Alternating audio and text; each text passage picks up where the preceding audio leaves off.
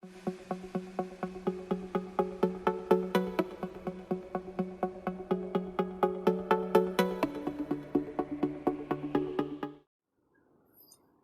friends, today we discuss on the topic bus transistor. As the name says, bus transistor is a transistor that can pass a signal from one terminal to the other and can be implemented by either NMOS or a PMOS transistor. Now let us see what happens to a signal that is passed through a bus transistor, whether we will get the signal completely in the output or whether there will be some attenuation in the signal. First of all, let us analyze the NMOS bus transistors. First, we need the bus transistor to be on. So for NMOS, what is the condition to turn on? It is gate to source voltage must be greater than the threshold voltage.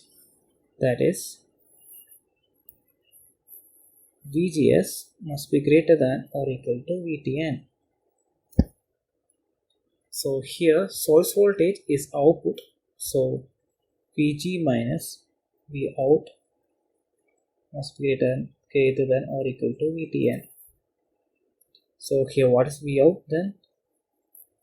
Vout must be less than or equal to VG minus VTN. So we see that the maximum output voltage possible is VG minus VTN. Here the VG is VDD, so here the maximum possible output is VDD minus VTN. So if we pass logic 1, that is VDD here, we will only get VDD minus VTN as output. So we can see that NMOS passes weak once. Now let's see what happened if we pass logic 0. We saw that the maximum voltage that can be passed is VG minus VTN. So when we pass 0, 0 is never greater than VG minus VTN, so 0 we will get output. So 0 can be easily passed, so we can say that NMOS passes strong zeros. So what is our conclusion? We see that VG minus VTN is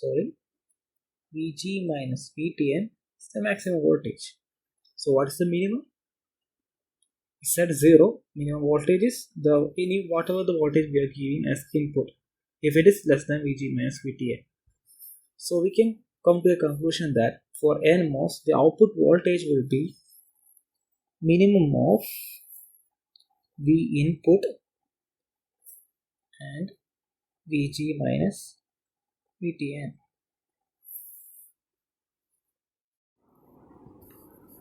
Now let us consider the case of PMOS bus transistor.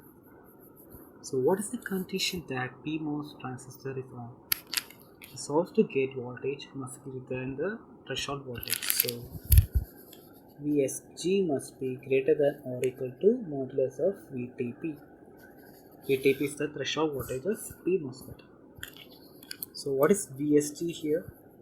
This is source, this is gate. VSG is Vout minus 0. That must be greater than or equal to VTP. That means Vout must be greater than or equal to modulus of VTP. So the minimum value of Vout is VTP. So whatever signal we apply, we will get a minimum of VTP. So if we apply 0 here, we won't get 0 here, we will get VTP here. So now let's see what happens when we pass 1. We said that Vout is greater than or equal to modulus of VTP. So if we pass logic 1, that is VDD, it is greater than VTP anyway, so we will get VDD completely.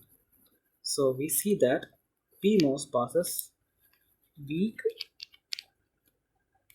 zeros and strong ones. So with this, we can get into a conclusion that the output will be maximum of modulus of VTP and Vn. Until now we saw that for NMOS it passes weak ones and strong zeros, and PMOS passes strong ones and weak zeros.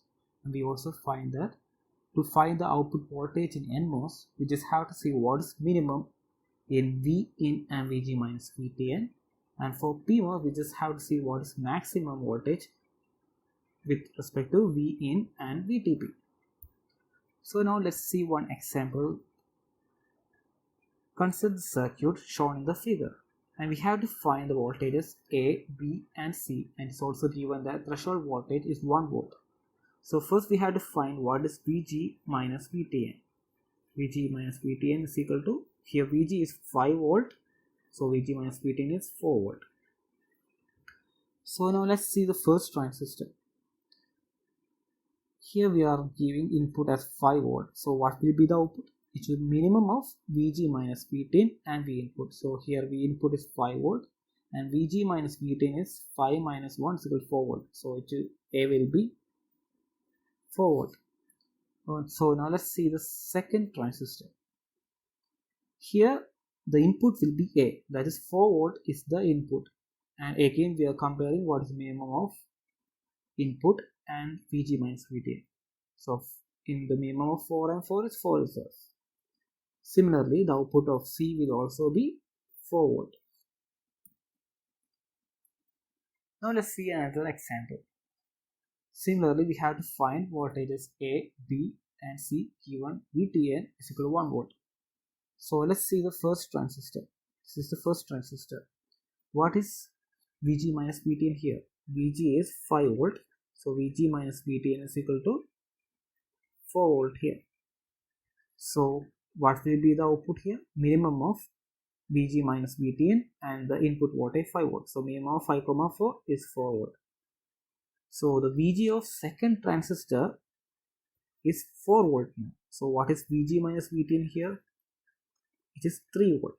So to find the output, we have to find the minimum of 5 volt, that is input voltage, and Vg minus Vtn. That will be 3 volt.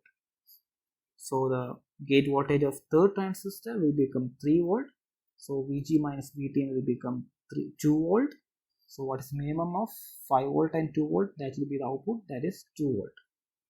So here A is equal to 4 volt, B is equal to 3 volt and C is equal to 2 volt. So in this manner, if we keep increasing the number of transistors, we can see that the signal strength will reduce considerably. So now let's see how to realize gates using pass transistor. First we will see AND gate. On the left hand side you can see the truth table of AND gate. So now let's see how to implement the AND gate. So first we can see that there is one A bar line and a line of pass transistor. So we have to figure out what should be the input in each line to get the output as AB.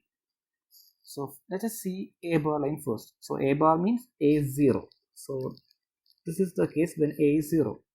We can see that when A is 0, whatever be the input of B, it doesn't matter. The output is 0 always. So when A is 0, the output is 0. So when we pass A, that is when A is 1, the output will be same as B itself. So when A is 1, we pass B. So we get the output as AB. Now let's see OR gate. Similar as discussed before, when A is 0, A bar line, we can see that output is B. And when A is 1, we can see that whatever the input B be, the output will be always 1. So to get A plus B, the input will be B in the A bar line and 1 in the transmission gate, which is the gate have A as input. So now let's see what is the input for XOR gate. Similarly, as we discussed before, first we analyze A bar line. So in A bar line, we see that the output will be B itself, and for A line, we see that the output will be inverted of that of B. That is, when 0 comes, we get output as 1. When B is 1, we get output as 0. So the output will be B bar. So to get XOR, we have to give B as input for A bar line. We have give as B bar as input for A line. So now let's see what are the advantages and disadvantages of pass transistor. We all know about CMOS logic. So we saw that to implement the gates, we just need 2 pass transistor for implementing basic OR gate. So we see that it consumes less area, and unlike CMOS, pass transistor is ratioless logic. Because here we are only using one type of transistor here. And what is the disadvantage? Firstly, we saw that NMOS, there is one disadvantage as maximum voltage is VG minus VTN. So for PMOS, the minimum voltage is only VTP. That means end-to-end output swing is not possible. So today we learned about pass transistor